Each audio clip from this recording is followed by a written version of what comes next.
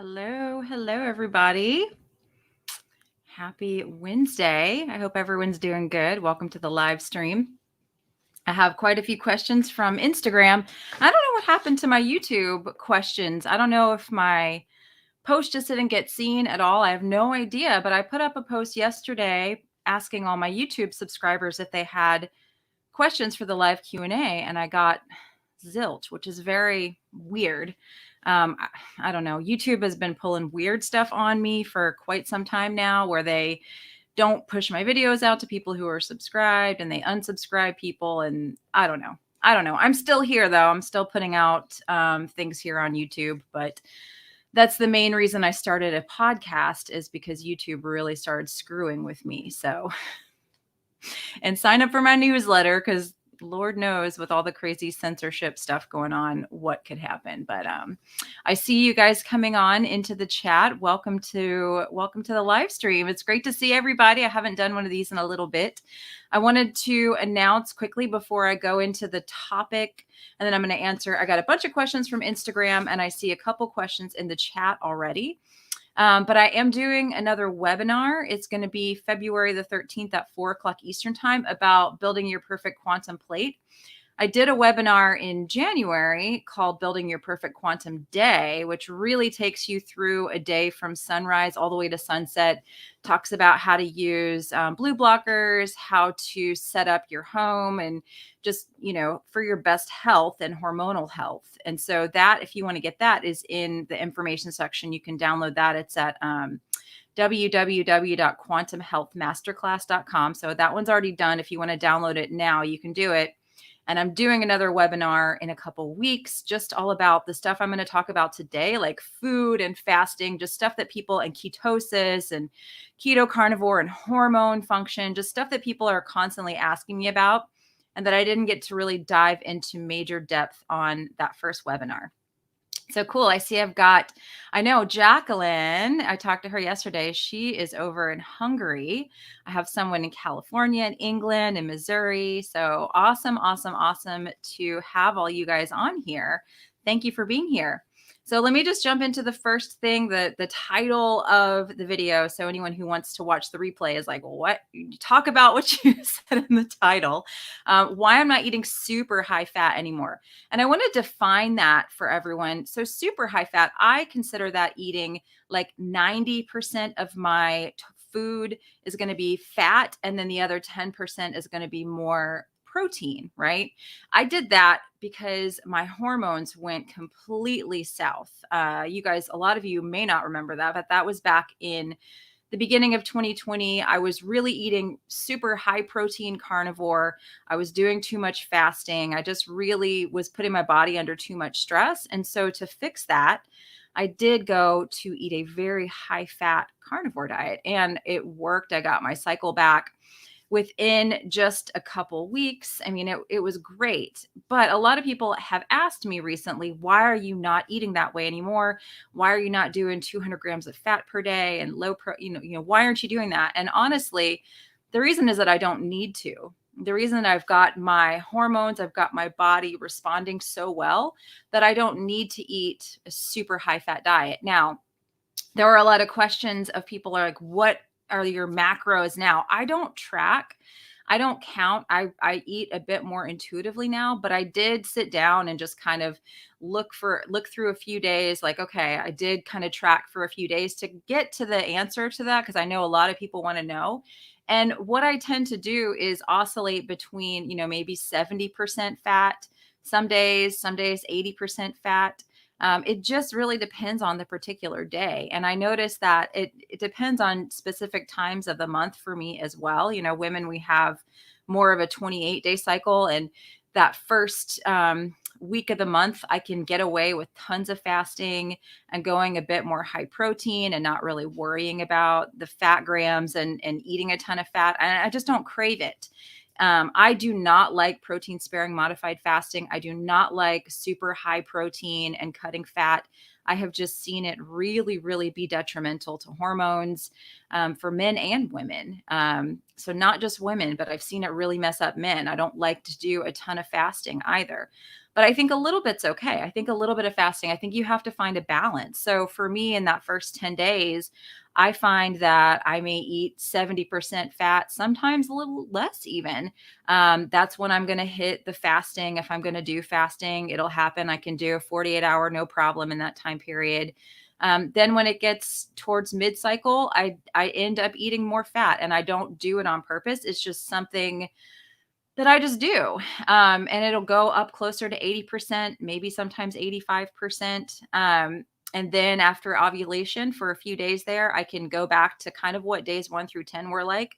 But the few days kind of leading up to my cycle, I really do make sure I'm eating a lot of fat. I don't, like I said, I don't weigh, track, and measure, but I'm not going up to that 90%. So it's not super high fat anymore, but there's enough fat. So my hormones are happy. I'm not doing a lot of fasting at that point. So I think that's something that we all, just we have to pay attention to. And men are more on a 24-hour a day type of a cycle. So they can get away with a little bit more fasting and doing a bit more high protein.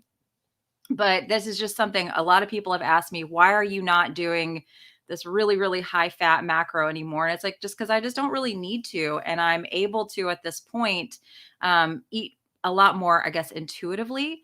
I don't think it's necessary to continue eating that way long term. If you like it, if you enjoy eating like 90% of your calories from fat and you're thriving and you're feeling good, cool. Because I know some people that enjoy that, but that for me, just long term, I didn't really enjoy it. I like to eat a little bit more protein than what that kind of macros allows for, if that makes sense. So I hope that clears that up. I know a lot of people are just confused about what is the best fat protein ratio. How do we do that? And there isn't just going to be the best answer. It's really going to depend on your current health situation. So if you're in a place where you're very sick, then you may want to go up into that higher fat ratio for a bit there to get your body really into ketosis, to get your inflammation down.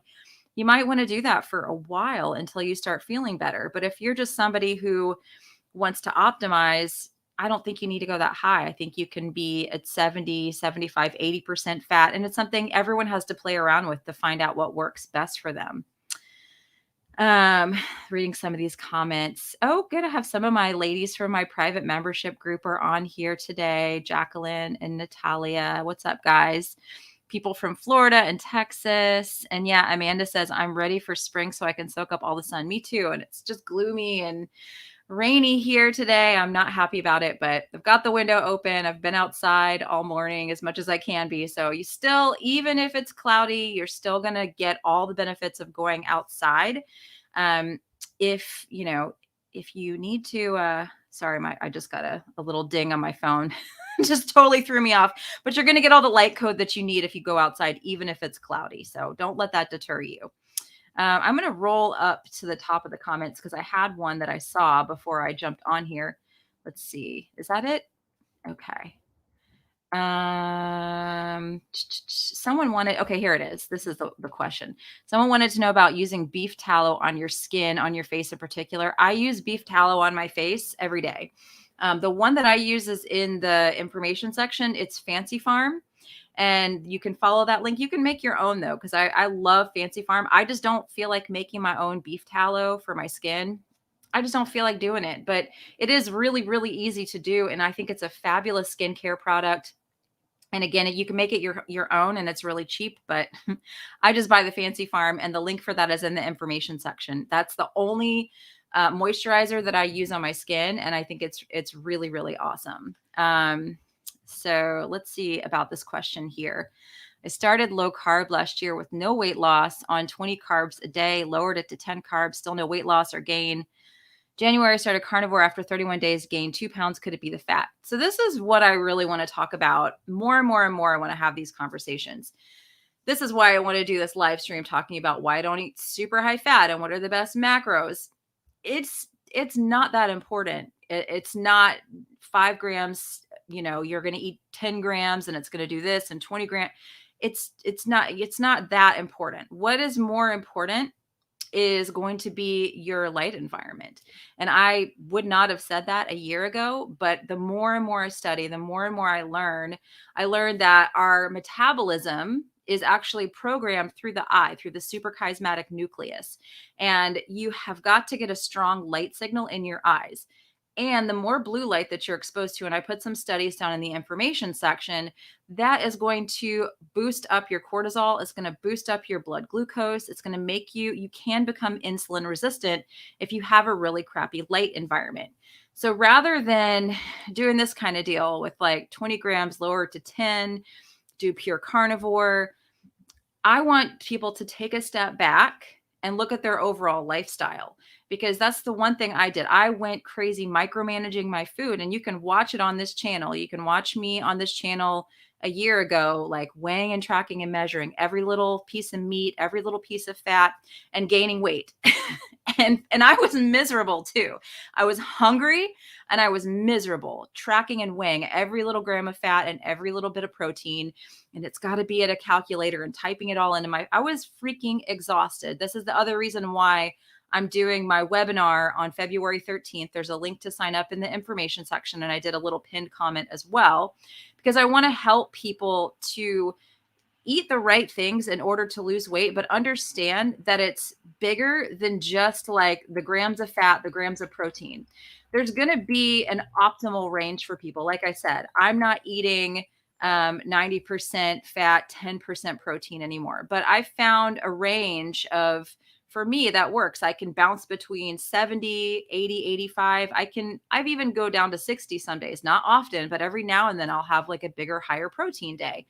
And my weight is in a really great place. I've been able to lose weight, but I don't think it's necessarily so much the food. I think the food is about 1/3. The other 2/3 is my lifestyle. The other 2/3 is the fact that I'm going outside and I'm looking at the sun every single morning. I'm seeing sunrise. I'm not looking at my phone first thing. I'm not bathing my eyes and my body in something that's going to boost my cortisol and boost my insulin. Because when I started doing these things, that was when I actually saw my blood sugar go down. I was very frustrated because I was eating, a lower amount of protein, trying to get the blood sugar to go down, and it just really wouldn't budge. It would not budge. And I was like mad, I'm eating less than 10 grams of carbs per day. My blood sugar is not going down. My weight's not really budging. What gives? And it just happened to be that it was more so my lifestyle. So I don't know. I hope that helps. I hope that answers that question. I definitely would encourage you to come to my webinar if you want to kind of figure out how to structure your ideal to reset those hormones, because leptin you're going to become leptin resistant before you become insulin resistant. Most people are leptin resistant way before they're insulin resistant. And what we want to do is reset our leptin. When you get your leptin in a good place, that is what's going to control your metabolism. And leptin's a circadian hormone. So there's ways that you can do this optimally with food, with the way you eat, with the way that you fast. And that is what's going to be the thing that really pushes the needle. Let's see.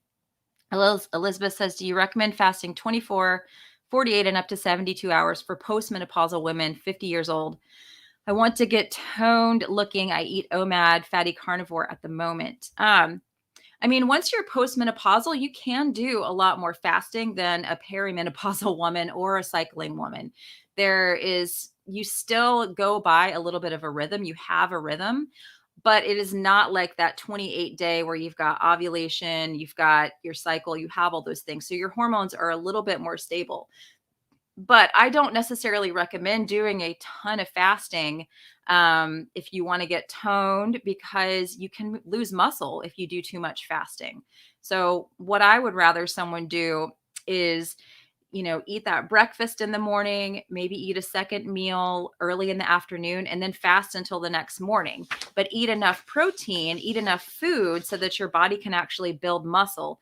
Do some resistance training so that your body can actually build muscle. But when you are in that postmenopausal range, you can do a little bit more fasting. Let's see. Jody says, went walking in the rain today. Don't mind. That's awesome. Jody's in my group too. Yay, Jody. Good job. July says, can you describe the best succession timing, the use of the yellow and the blue blocker glasses in the AM and PM? I went into really big depth on this in my quantum health webinar. So if you really want to get like an in-depth on how to use the blue blockers, check out the Quantum Health Masterclass, www.quantumhealthmasterclass.com. But essentially, you want to have the red ones on before sunrise. If you wake up before sunrise, pop the red ones on, keep your house dim. You want the first light of the day to be sunrise. If you're inside in the house, now I have Iris software on my computer so I can dim out the screen. So Iris software is great for your computer. That's why I don't have my lenses on, but the yellow ones, these are my yellows. I wear these if I'm inside and like under LEDs, but I've got Iris on my computer and I have the window open. So that's mitigating right now a lot of the blue light I'm getting. And then I put the red ones on after sunset. And the ones that I like, I linked in the information section. I like Viva Rays and I like Raw Optics. Those are both really good brands that I have tried that I know are actually legitimate good blue blockers. Victoria says, blessed to be in South Florida. So I'm finishing my sun session right now. I'm virtually sending a ton of sun. Oh, thank you. I need some sun up here. It's so depressing right now. It's super depressing here. Okay. So I think I got to like a lot of the questions already that you guys have sent. So if you have more, you can pop them in, but I have some questions from Instagram and then some from my private group members that they put in there this morning. Let's see. Let me do my private group member questions first, because I don't know how many of them are. I think a few of them are on here. I love my group members. If you ever want to join, I do have a private group where I live stream every Friday. They can ask me questions like pretty much all the time. I post all my content early in there. I did an interview. You guys, I'm so freaking excited about this interview I did last night with Dr. Jay Montgomery. You go, like search for him on YouTube. He has like a 2-hour talk that he did all about quantum health. He's a quantum eye surgeon, but yes, I freaking am so excited to share this with you guys. I'm going to actually jump it to the head of the line so I can put it out next week. But my private group members, I put it up for them this morning. So it's good stuff. But we talk all about this stuff, how the eye controls the metabolism. So freaking fascinating, which I'm going to talk about that and explain that more in my food webinar coming up. But yeah, you guys are going to love this interview I did with Dr. Montgomery. It's so good. Okay, so my private group members sent me some questions this morning also, since I don't know why YouTube didn't put my post up and ask for questions, but it's all good. One of my members wanted to know the ideal temperature and time for ice bathing. Now, this is very so many different opinions on this one. It's really all about your body getting that shiver response. You want that shiver response so that your body can start to create brown fat, that brown adipose tissue. That's what's going to increase your metabolism. That's what's going to give you those mitochondrial benefits. It's going to increase your longevity. So whatever you got to do in order to get there. So, cold therapy is actually anything that's under your body temperature.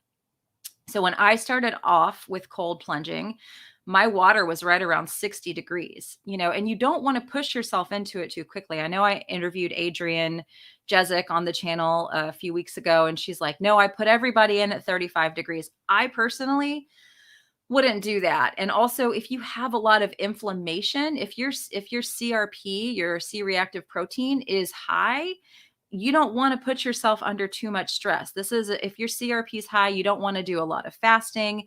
You don't want to put your body under stress, because the fact that your CRP is elevated shows that your body is already really inflamed.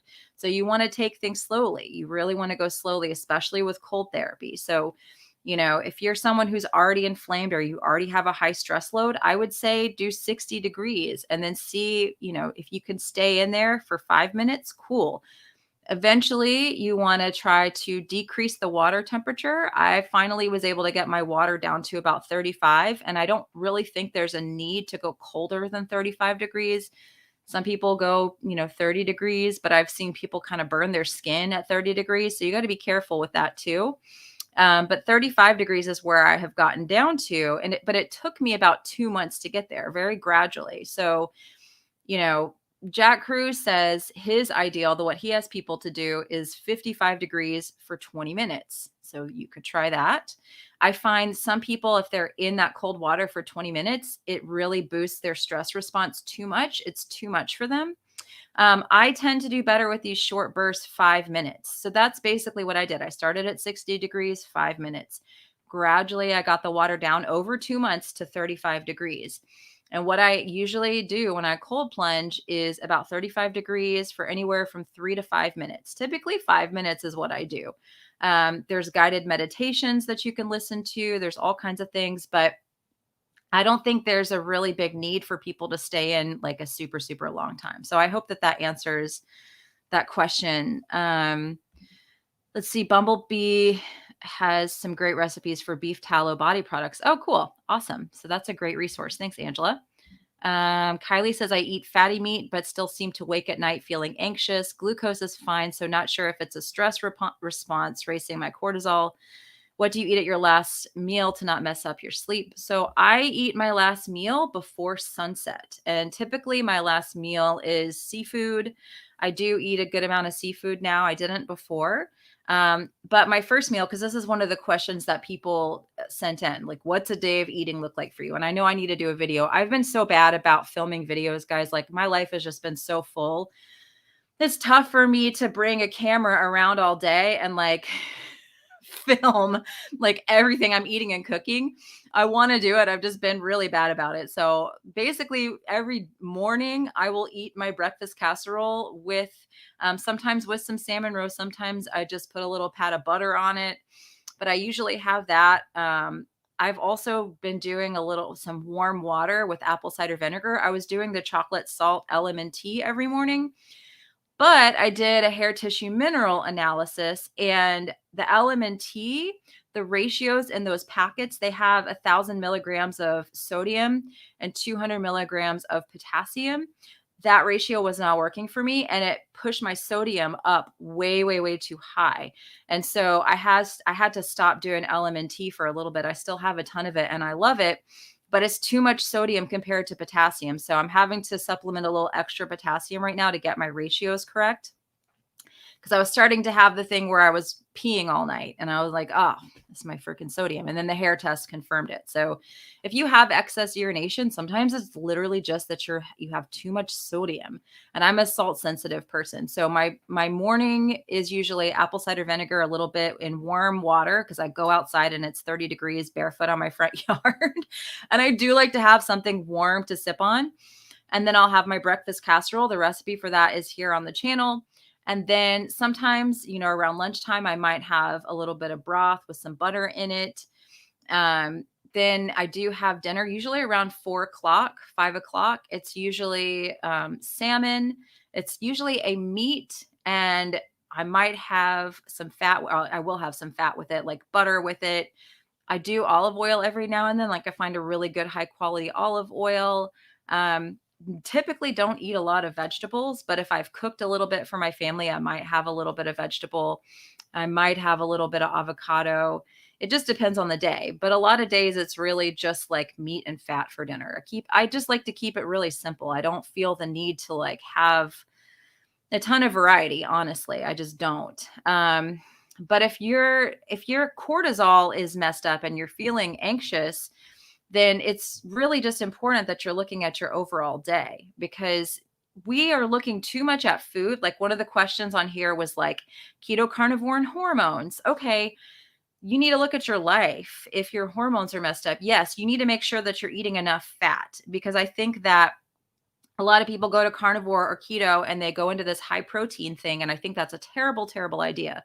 I think you need to eat enough fat if you're going to be in these diets, because your body is going to prefer to run on glucose or run on ketones. And if you're in gluconeogenesis all the time, it's stressful on your body, and that can cause your cortisol to go up. But we also need to look at our lifestyle, right? How much time are you spending under natural light? How much time are you spending outdoors? Are you getting your house dim after sunset, right? So it's not so much what we eat as much. Now, yeah, I think it's important that we eat good, healthy foods, give our bodies those amazing building blocks. But If you're already doing that, if you're eating fatty meat and you're waking at night feeling anxious, I would say look at your light environment. Are you under blue lights all day? Are you wearing your blue blockers at sunset? Do you put your blue blockers on and do you dim your house? Those things are going to spike your cortisol. Are you scrolling on your phone like at night? Be honest with me. As I know a lot of people do. And even if so I have my phone here on, you can see it's like red, right? My screen is like that. My computer screen looks just like this too, right? Just like this red color, because I don't want to spike my cortisol, right? It's very important because blue light actually can do that. And there's a study in the information section if you guys don't believe me. And then stay tuned for the interview I have with Dr. Jacob Montgomery. So, the food thing is important. Again, that's why I'm doing the webinar, but also you're going to have high cortisol at night if your body's not making enough melatonin. If you are eating after sunset, that's blocking your body from making melatonin. If you have a bunch of bright lights all around your house, that's blocking your body from making melatonin. That's going to disrupt your sleep. So I hope that helps. Let's see. Angela wants to know if upgraded formulas washes the hair. Yeah, I can ask Barton. Jody says, I've been staying in the shower for 3 minutes in the shower with full steam, making sure my clavicle is under the steam. The water is at 40. Do you think this is good enough? I think that's great, Jody. I hate cold showers. I would rather cold plunge any other day of the week than take a cold shower. Dr. Montgomery and I were talking about that last night. I hate cold showers. I would rather literally immerse my body up to the neck in a cold plunge. It's just much easier. I don't know what it is, if it's like part of my body is not getting under the water but a cold plunge is just going to be much more effective. So, but I think that's great. If you can do that, I think that's great. I thought, okay, you meant stream. I thought you meant stream, but I was like, okay, if it's 40 degrees, there's not going to be steam, but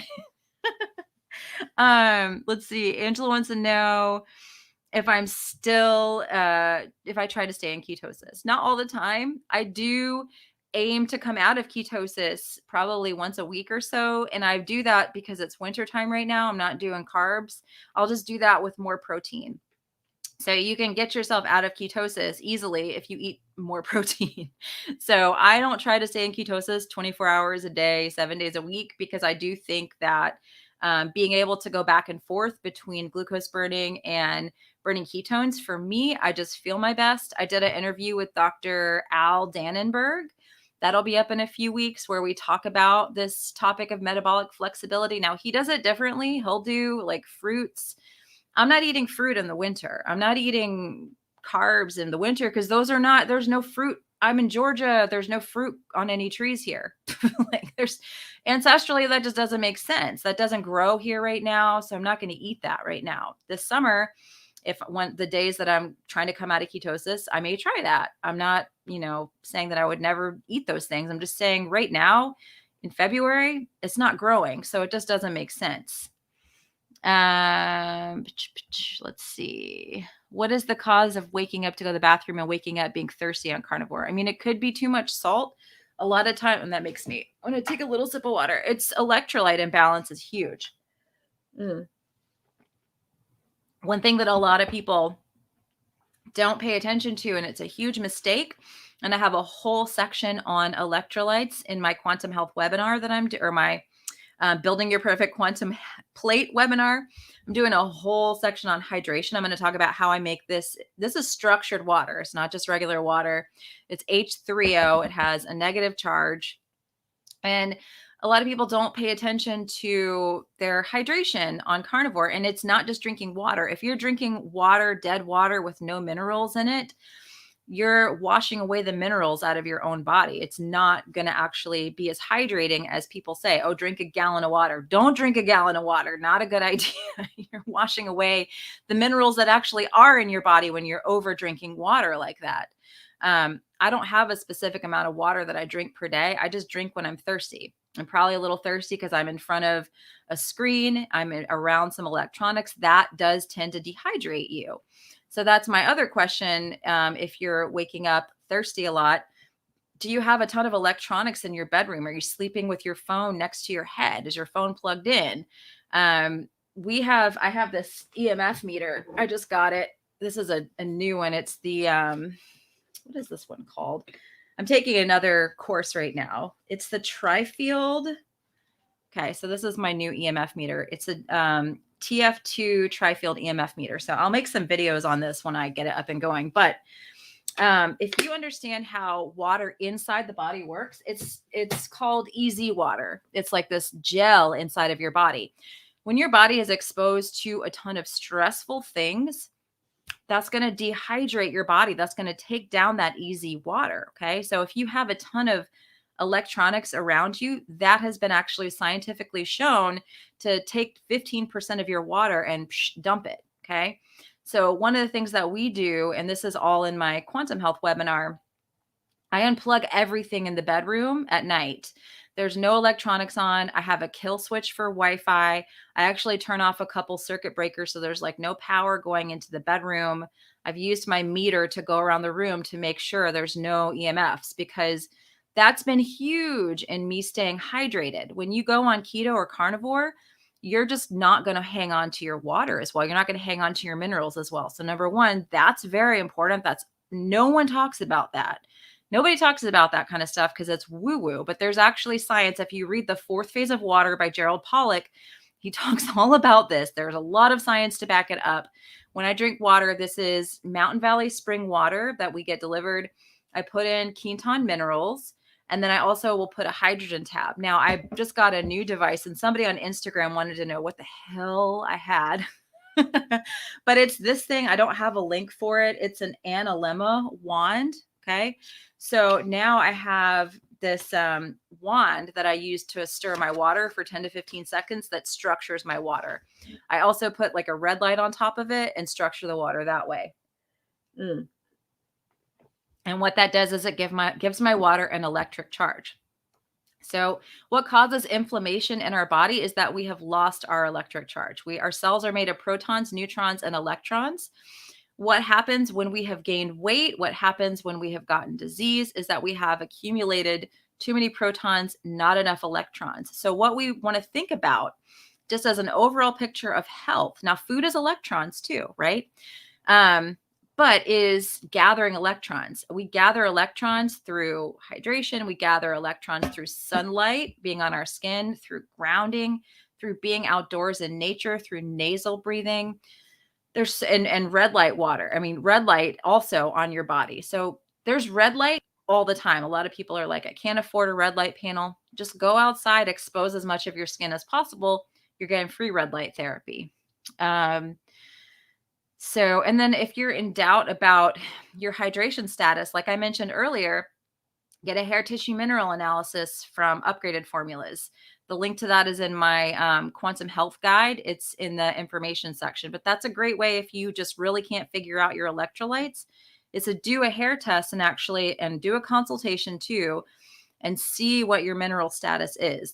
That can be a game changer for people. So I hope that helps. Let me jump into some of these other questions I got, and then I'll jump back into the comments because I think I've gotten to a lot of them. Oh, what do I use on my cell phone to block the blue light? It's a filter I put on. It's through color filters. You can change the setting on your phone through your iPhone under color filters. And so you can turn it so your phone basically turns red. You want to try to get all the blue out of there as much as possible. Okay.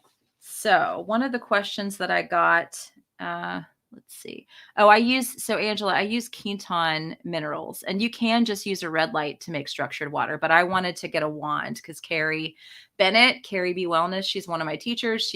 I've been taking a course with her, like an advanced course with her, and it's just a fun little geeky thing. So that's why I bought this analemma wand, which is in my kitchen. I didn't bring it in here, but you can just use a red light to make structured water. Yes, you can. Okay. So someone in my groups is having digestion issues with high fat. And this happens a lot when people try to do high fat, they'll feel like they got to throw up or it'll really mess them up. I actually at one point did when I was eating too much fat, and it was liquid fat. They made me throw up in the middle of the night. And that's gallbladder issues a lot of the time. So a lot of the time, if you're feeling nauseous when you eat a lot of fat, there's a gallbladder issue. It could also be low stomach acid. It could also be low enzymatic function. And I know that happens quite a bit because people are like, oh, meat's the easiest thing in the world to digest. And maybe for some people it is. But if you have low stomach acid, it's really hard for your body to break that meat down, right? And if you have low enzymatic function, again, it's hard for it to unfold those proteins. So if you are getting nauseous, I would recommend adding HCl before your meals, enzymes midway through, and if that doesn't help, even adding some TUDCA, TUDCA.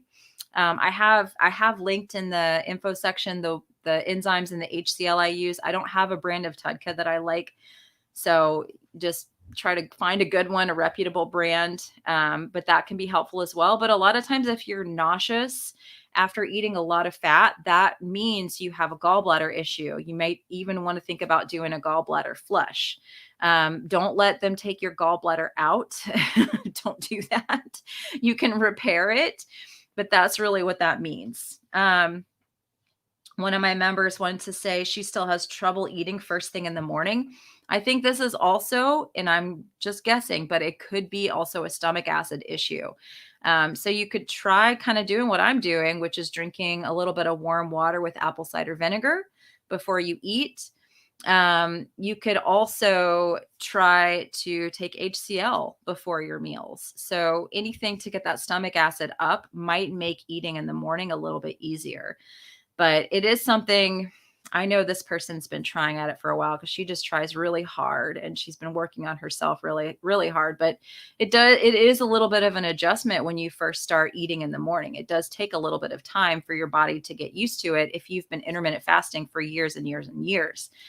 Trust me. But once you're able to make the switch, you have more sustained energy through the day and better sleep at night. That's one of the huge, huge things that I noticed when I switched it up and started eating first thing, right around sunrise every morning, a nice big carnivore breakfast. I think eating protein and fat very, very early in the day, very important, stabilizes your blood sugar, and again, gives you sustained energy. And a lot of people are freaked out and they're like, oh my gosh, it's going to make me hungry all day. And it really doesn't. It really doesn't. You have to follow all the other light hygiene though. You can't stress yourself out and dehydrate yourself all day. And you can't stay up scrolling on your phone all night and all those things if you want this stuff to really work. You have to put this together as a holistic plan. One of my members also wanted to know the best lamp for reading. I'm assuming at night, because you don't want to read on your phone in bed. You don't want to read even on a Kindle in bed. For number one, that EMF, again, dehydrating for your body. Number two, even if it's on airplane mode, you're still getting stressed because there's a flicker that's happening, right? When you're looking at a screen, there's a flicker that's going. So if you are slow-mo, take a video of your Kindle or your computer or whatever, there's a flicker, and that is very stressful to the brain. So I have a little clip-on lamp light. I don't know why that was so hard. A clip-on light that I put on my books. I buy paperback books now. Those are totally still able to be purchased. And I have my house really dim, but it's an amber clip-on light, and I put that in the information section also. And then I think I already answered this because someone wanted to know if I always stay in ketosis, and the answer is no, I do not. And I think that it's okay if you're feeling really good and if ketosis is really helpful for you. If you want to stay in it, cool. It's fine. Everyone's different. I have just found over the last 3 years that, me doing one thing all the time isn't good for me. My body likes for me to kind of vary things up. My body enjoys variation. I tend to hang on to extra weight. I tend to have more cortisol if I'm just always trying to do the exact same thing all the time in regards to my food. That's just me though. Okay. So yeah. And somebody also wanted to know enzymes or HCl for better fat absorption. And I think both is really going to be important because I don't know what's your problem. I don't know if you have low stomach acid or if you have low enzymatic function. Usually those things come hand in hand. Usually it's not just one or the other. Typically those things degrade at the same time. So I would say try to do both if you can. Let me see if I have any more questions that I didn't get to. I know one of my people on Instagram says that they're struggling to make ketones. Should I be trying to change or focus? I don't think ketosis is everything, but I do think it has a lot of great therapeutic benefits. So if you're really struggling to get into ketosis, number one, check out I know she took my quantum health masterclass. So make sure you're implementing everything in that quantum health masterclass throughout your day to keep your stress low.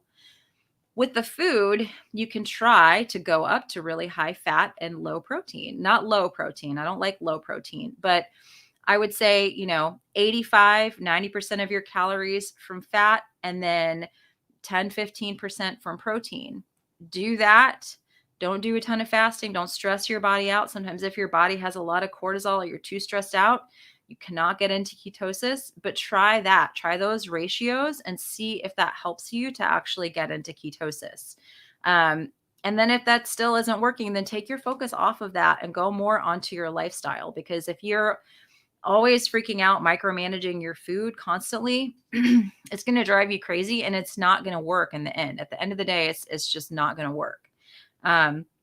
So if you're struggling to get into ketosis, a lot of people, there's so much misinformation out there about ketosis. And I get slammed every single time I say that if you eat a high protein diet, you're not going to get into ketosis. People are like, that's not true. I'm like, it's friggin' true, you guys.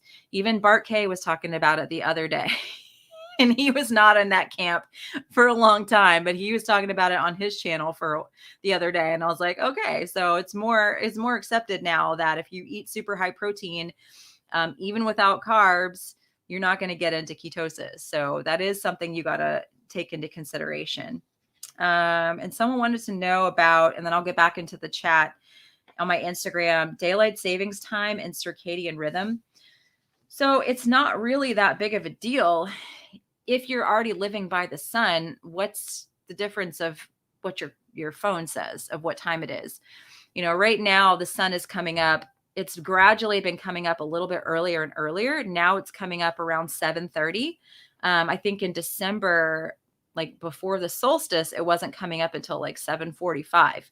Now every morning it's like a tiny little bit early. It's like 7:30 right now. So it'll probably stay pretty steady right around 7:30 until we hit daylight savings, and then it'll be 6:30. But my body is used to waking up before sunrise. My body is used to shutting down at a certain time of night, after sunset, going to bed. That's not going to really change because of daylight savings time. So if you're really living outdoors more as much as you can, I know not everyone can, but taking breaks to go outside as often as you can. Like after I get off this live stream, I'll go out and take a walk, I try to just go outside and take breaks as much as I can when I have to be on the computer a lot, at least once an hour. A lot of places, they let you take a smoke break. So people need to take a light break. But if you're connected to the sunrise, regardless of the time change, you're still going to wake up before sunrise, right? It's just a number on your phone, right? You are going to have to shift your bedtime a little bit, but with that, I may just start eating a little bit earlier since I know that that's going to change, right? But when there's more light outside, you can eat a little bit later too. So it'll be a little bit of an adjustment, but it shouldn't be a huge life disruption if you're already practicing sunrise viewing every single morning. So I think that I answered everything that people sent. So let me just see. And if you guys have a question, if you're watching live, feel free to throw it up into the chat. Any tips for mast cell and not being able to eat anything? I've been carnivore for almost a year and it's only gotten worse. Check out my videos with Elliot Overton because we really talk about this quite a bit. There could be some vitamin or mineral deficiencies that you have. But if you go on my channel and search for the videos with Elliot Overton, we do talk about this. I don't necessarily know if doing carnivore forever is like the best thing for histamine, to be honest with you. But also, you want to expose your skin and your body to red light. So that can be extremely healing for histamine intolerance as well. So going outside, getting light on your skin. You could also use a red light panel. Those are really, really helpful. Anybody that's got mast cell that has histamine has a ton of inflammation. If you're carnivore, make sure you're in ketosis, because ketosis can be extremely, extremely helpful for histamine intolerance. And again, just check out the videos I did with Elliot, because we do dive into this. There could be some vitamins or minerals that you're deficient in that could help reverse that histamine intolerance. So let's see. My nutritionist said a good quality Dijon mustard helps with eating a lot of fat. Interesting. I've never heard that before. It could be because of the acid that's in the mustard. I mean, that's what I'm thinking. Anita says, can you go over your glucose levels throughout the day and A1C? I don't really do that.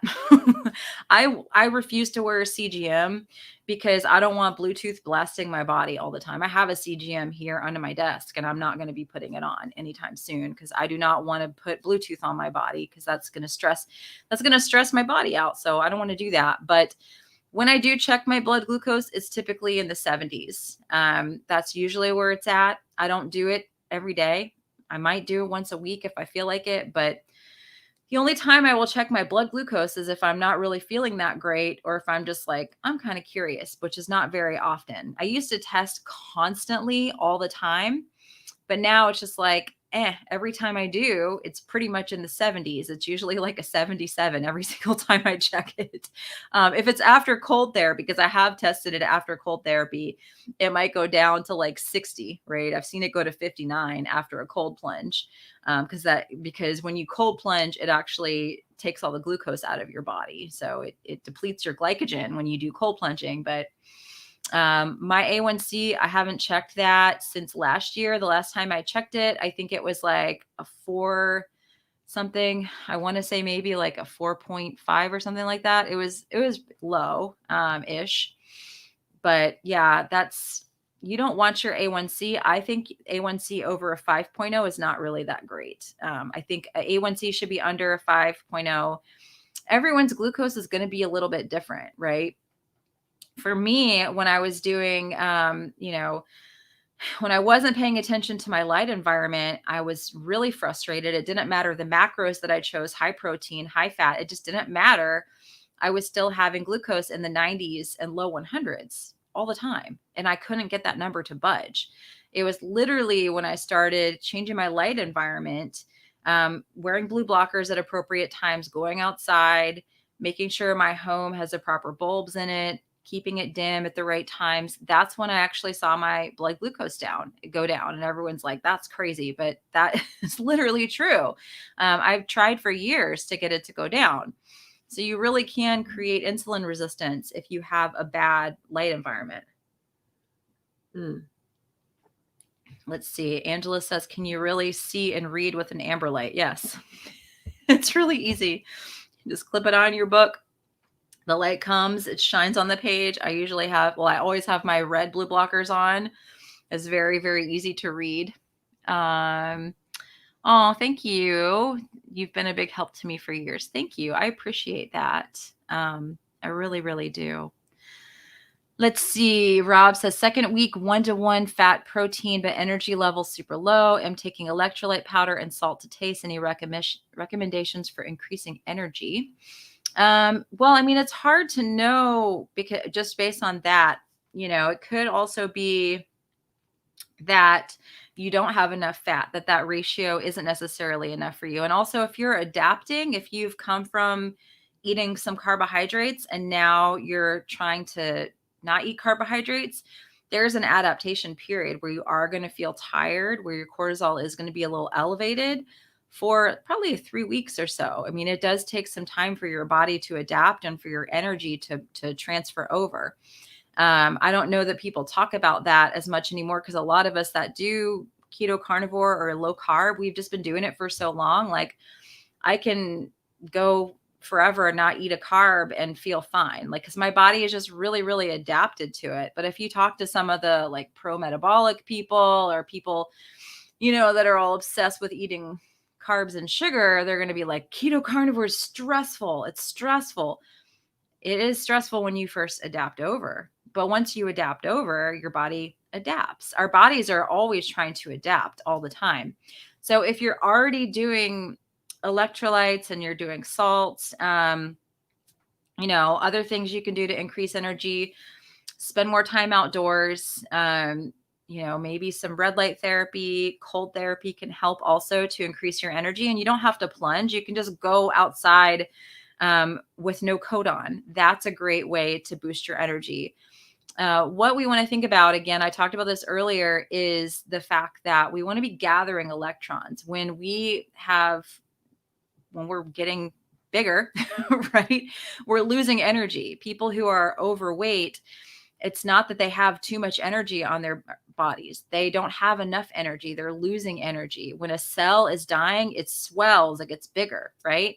So we want to gather energy in the form of electrons. So structured water is awesome. Grounding is awesome. Red light therapy, awesome. All these things can help to boost your energy. Minerals are very, very, very important. Let's see. How do you manage the electrolyte levels? Do you take electrolyte powder, and how is GFR? Hope you're better. So I do take Quinton minerals in my water. I do use the upgraded formulas hair tissue mineral analysis just to see where my levels are at. Like I said, I got a little out of balance by taking an electrolyte powder. I was taking LMNT and it threw my sodium way off because there's 1,000 milligrams of sodium in the LMNT and only 200 milligrams of potassium. I do better with 1,000 milligrams sodium, 500 milligrams of potassium. That's just a ratio that works for me. But I can't give out formulas because you might be like a fast metabolizer of minerals. So you may need a ton of salt. I have people in my private group that have migraines, and if they don't have a ton of salt, then they feel terrible. They have headaches. It's awful. So I think that's really, really, really important. And my GFR, the last time I had it tested, was a 100. So my kidneys are fabulous. And thank you for the kind comment. And oh my gosh, thank you so much for this super chat. I really, really appreciate that. That means so much to me. Thank you. I really, really appreciate that. Let's see. Leslie says, I feel a calmness after I put on my red blue blockers and I work in front of computers between 6 and 10. I'm so glad you have blue blockers on if you have to be in front of a screen. The red really does help your body to create melatonin. So that is very, very, very important. If you have to be in front of a screen, if you can also download Iris software, IRIS, it's very inexpensive. You can get a free trial. I have no affiliation with Iris, but it's awesome. You can dim your screen. You can do basically what I did to my phone where the screen is turned red. You can do that to your computer. So if I was really being nerdy, I'd have my glasses on, but I don't have them on today. Let's see. Andrew says, what about cold showers? Can you get the same, I think you're saying, he says safe, but I think same type of benefit compared to plunging in a tub of water? No, you will get benefits, but not the same as if you immerse yourself. When you immerse yourself in water, you're getting everything under that cold. If you're doing a shower, you're not getting that immersion effect, and it's not going to do the same thing as far as metabolic benefits. There can be some benefits, and you can experience higher energy and a little bit of reduced inflammation. But there's a big difference between a plunge and a shower, just because your full body is actually immersed in the water. So cold showers are good to start with. I actually, like I mentioned earlier, I hate cold showers. I would rather cold plunge any day of the week than take a cold shower. I hate cold showers. So if you can do a cold shower, you can do a cold plunge. And I have a cheap setup for my cold plunge. I have a tub that I got from Amazon. And then I bought a little filter, and this is all in my Quantum Health guide. It's in the information section, but it's a cheap tub from Amazon. I have a little filter that I put on top of my water hose. And I'm in Georgia. I know some of you guys are up north and you can't get your water hose to turn on. But I'm lucky I can get my hose to turn on, and I just buy ice from the store. And it's pretty cold here, so I don't have to put a ton of ice in to get my water to be super, super cold. But that's the way I do it. Eventually, I would love to get a Morosco Forge. Those are so awesome. I know Jimmy Moore has one of those. He's been putting it on his stories and reels and everything. He's been doing cold therapy every day. I would love to have one of those, but they're like $10,000. So right now it's going to have to be a $60 Amazon bathtub that goes on my deck. And I also use food grade hydrogen peroxide. I'll use like a half a bottle per tub. And I'll put that in every few days. And then I change my water out at least once a week. And I keep my water covered up. I just tore a contractor trash bag in half, and then I lay it on top of the tub and put something heavy on top so that it doesn't blow away. And that's just my home setup. And it's super easy, low maintenance, and relatively low cost. Let's see. Mia says 8 months into carnivore keto, not losing weight, fasting blood sugar still in the 90s. What do you recommend to an RN? I'm in front of a computer and under fluorescent lights all day. I love my job. And we appreciate you, Mia, for doing the work that you do. Thank you. I would definitely invest in some blue blockers. Absolutely. And you may get some looks at work. You probably will. My family was like, what the hell? But now they're just used to it. But I would invest in some really good blue blockers. So the two brands that I like are Raw Optics and Viva Rays. And those are in the information section. But really protecting your eyes and your skin also, because our skin has photoreceptors on the skin. So when I'm indoors, I cover up, and especially the collarbone area is covered up. I should have my thyroid covered, but it's not. But covering up your skin and having that eye protection is really helpful. And then Mia, if you are able to, I don't know with the nurse that if you're able to get outside and take little light breaks as much as you can, or at the hospital, if you're able to open up a window and stick your head out the window just so that your eyes and skin can see what time it is, so you can get that light signal from outside. It doesn't matter if there's buildings and stuff in the way. But if you can do that, or if you can go outside, those are, just throughout your day for little 5-minute bursts, that's important. The doctor I interviewed last night, Dr. Jacob Montgomery, he's an eye surgeon, and he does have to sometimes do surgery before the sun comes up. He does sometimes have to, what made him really sick, because he was already keto carnivore. And he was already doing CrossFit, keto carnivore, and he was extremely insulin resistant, and his health absolutely went to hell. So he had to really change his life. The blue blockers are vital for him as an eye surgeon who has to be under blue lights, a lot of the time. And this equipment, when you're helping people with their eyesight, you're looking through a microscope. Your eyes aren't protected. So, okay, Mia says, I go outside at lunch, but it's 4 degrees today. Yikes, that's cold. Well, you can get your cold therapy that way too. That's another great way to lose weight is cold therapy. I mean, it's amazing. Cold therapy really will help to boost your metabolism. That is very, very scientifically proven. The days that I plunge, my body is like an incinerator. It's completely insane. And usually the day after I plunge too. Let's see. Anita says, I don't wear a CGM for the same reason. Yeah. I mean, I think they can be helpful. I don't want to dog out all CGMs and say they're terrible. I think that CGMs can be helpful data, but at this point, I have done enough CGMs. I have a blood glucose meter, or I have a Foracare 6. That's the one I use. I love that one. It's just really accurate. I can test it if I need to, but I have found that when I do wear the continuous glucose monitors, I am always looking at my phone. I'm always like stressing out about, oh my gosh, this went up like half a point or a point, and it went down, and it's just more stress for my body. And what helps to lower your blood glucose is lowering your stress. So I think that we have to look at that too. And stress isn't just like, someone's a jerk to you, or you have a hard situation at home with your family.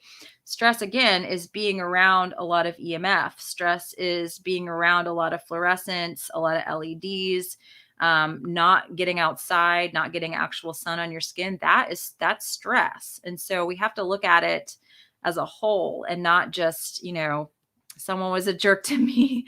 Life is hard. Stress can also be dehydration too. And I've drank water probably like 3 or 4 times on this stream. I've been on for about an hour.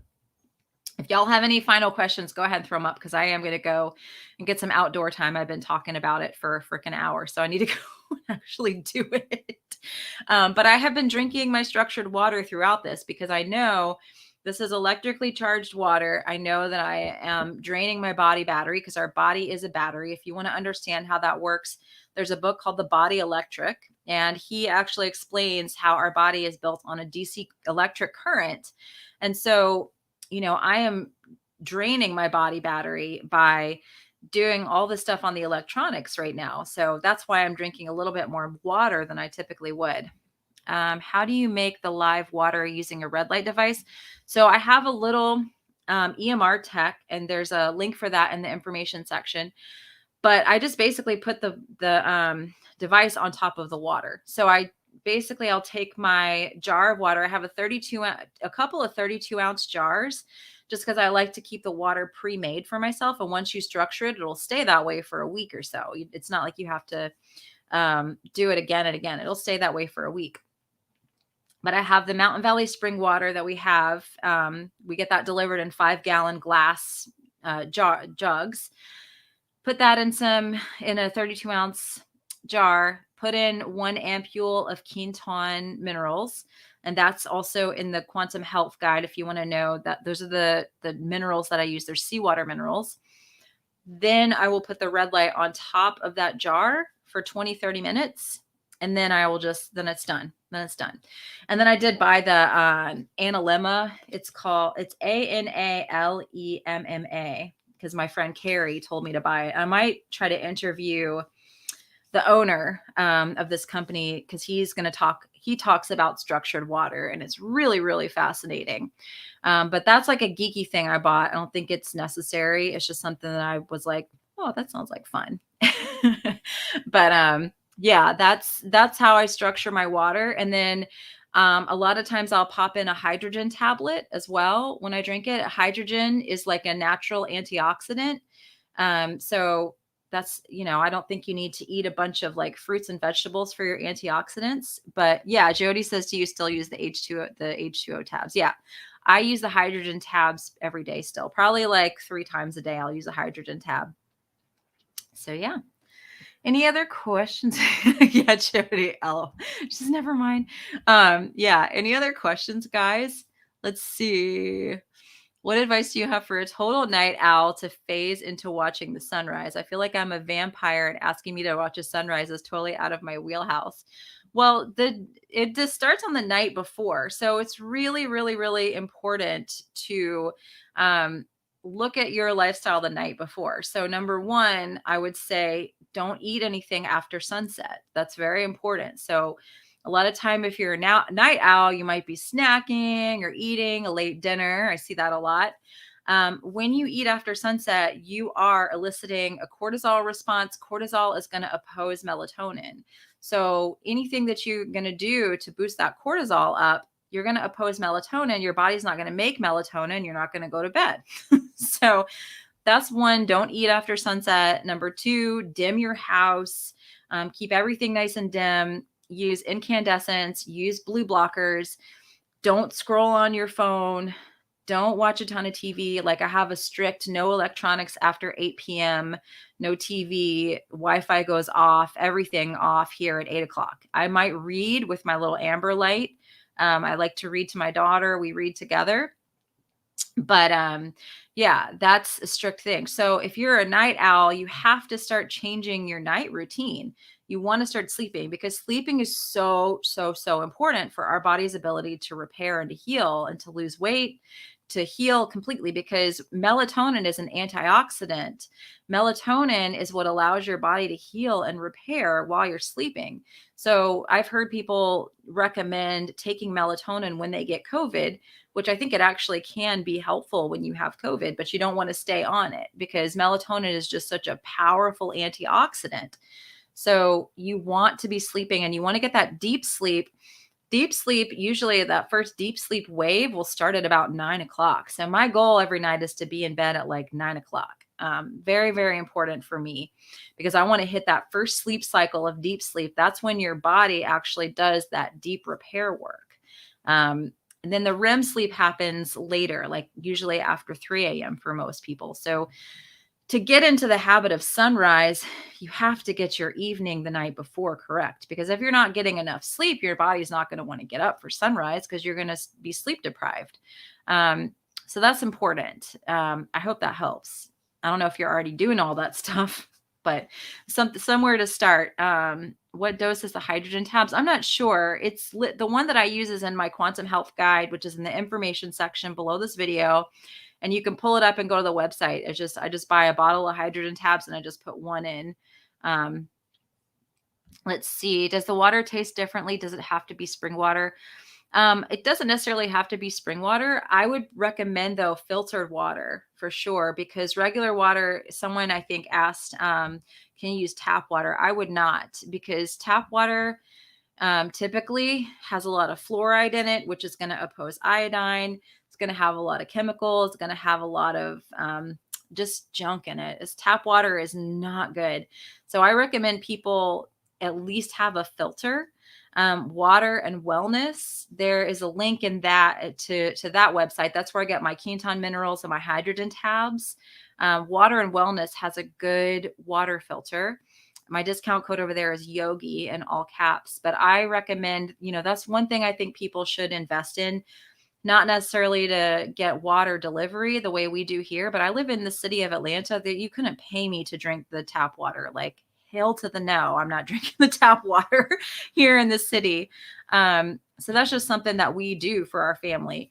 But if you don't necessarily have that in your budget, I would definitely recommend getting a filter for sure. Would you be willing to do a video about your daily routines in the near future? Yes, I need to. I will. Like, this is what I said earlier when I was streaming. Like, I have been so bad about filming. Like, I have my vlogging camera sitting out. I bought a new memory card, but my life has just been so full that for me to do like what I eat in a day or like daily routines, let me take you through, is just so time consuming and I get overwhelmed and I'm like, so I'm like, I haven't been a very good YouTuber in that regards. But if you do want to get like all my daily routines, that Quantum Health Masterclass literally takes you through like 90 minutes of like, and it's all these slides of like what I do from sunrise to sunset, meal timing, hydration, all that stuff. So if you want to get something today to look at as far as all those daily routines go, then I would definitely check that out. Let's see. Mia says, rather than fasting, I started following your advice last month about eating earlier and not after sunset. And my sleep is finally better after 2 years. Oh my gosh, that's freaking awesome. Yes. I think fasting is good, but I think it's a little overrated. Especially if anytime that you are having a sleep disturbance, that means your cortisol is too high. Why is your cortisol too high? I don't know. Everyone is going to have different reasons as to why their cortisol is too high. But that is the first clue that something is wrong, is if you are not sleeping. So I'm like, if you are doing a lot of fasting, stop. If you're doing a lot of cold therapy, stop. It's just important to look at your stressors. But I think eating that first meal around sunrise is just so helpful and stabilizing for the body and the metabolism and your cortisol too. I use blue blockers. I wake up with sunrise. I do cold showers and grounding every day, but still going carnivore. Let's see. I suffer from electrolyte water retention and wake up at night, but once I eat carbs, drink coffee, I am okay. I mean, this is where I would just try to get a hair tissue mineral analysis, because some people have a harder time balancing their minerals. If you're having water retention, could be too much sodium, could be a potassium imbalance or a potassium deficiency. Like, it's hard for me to say exactly. And people do tend to have more issues managing their electrolytes. It's easy for me now. It's very easy for me, but that can happen with people once they take carbs out of the diet. So, and then there are people who say, I don't do any electrolytes. I never have, I never will. Their bodies have probably adapted. Like I said earlier, our bodies want to adapt. They will adapt eventually. It might be really stressful and hard, but our bodies will adapt. So I think that's important. All right, y'all. It's been an hour and 10 minutes. This has been awesome. I will definitely do this again. Please do check out the webinar I'm doing in a couple weeks, all about food, fasting, macros, how to build your perfect quantum plate. I'm going to go over that stuff. If you're stuck with weight loss, I'm going to be talking about that stuff. So I'd love to have you there. You'll have opportunity to ask me questions live. And just have, be able to pick my brain about this stuff. But I'm going to do a presentation about all this stuff. And I'll try to come back and do a live stream again sometime soon. And I'll try to work on those videos about daily routines and then like a day of eating, I promise. It's just been like, I've just had a lot going on. So, all right, my friends, have a really, really, really awesome rest of your day. Thank you. Thank you for coming on and joining the stream. I'll talk to you guys soon. Bye.